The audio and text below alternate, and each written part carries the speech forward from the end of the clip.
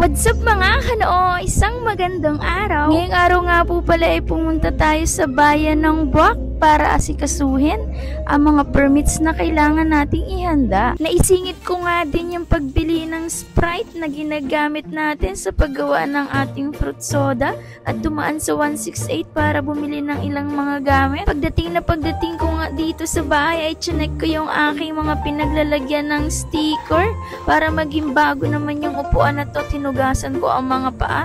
Nandito siya pinapatuyo at nilagyan ko ng trapal para kapag umulan ay hindi ulit siya maputikan at hindi mabasa yung ating nilagay na bagong wallpaper. Kasi sadyang ang kalaban namin dito sa amin ay putik kapag umuulan.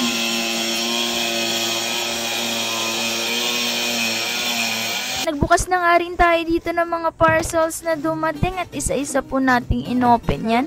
Nagagamitin po natin sa ating mini business at syempre, ang pinaka-paborito kong buksan ay yung dumating na ang ating lettering na bubuo sa pangalan ng ating mini business na tinatawag na Sip Station, kung saan nga kailangan ng refreshing drinks. Andun kami. Kaya tinawag itong Sip Station. Lahat nga ng gusto nyong cravings na drinks, milk tea, coffee, fruit soda at kung ano-ano pa ay kaya naming ihanda para sa inyo. Medyo halata pa nga sa boses ko ngayon na malat pa tayo at masama pa ang pakiramdam.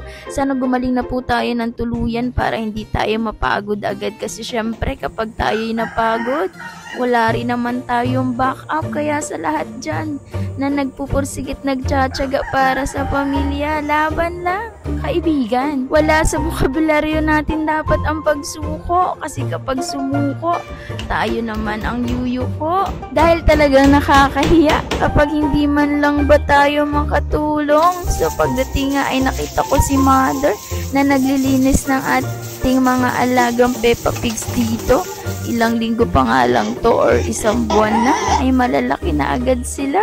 Ika-5 araw na nga ng pagtatrabaho ito na yung pinakang progress ng maliit na tindahan. Bubong na lang, konting finishing at pintura, pwede na tayong makapagsimula. Parang nasa 80% pa lang din ang aking nakukompletong ingredients at mga gamit. Sana makompleto natin ng 100%. At maisingit ko itong puno ng bayabas na hitik sa bunga. Hanggang sa muling vlog, maraming salamat sa panonood.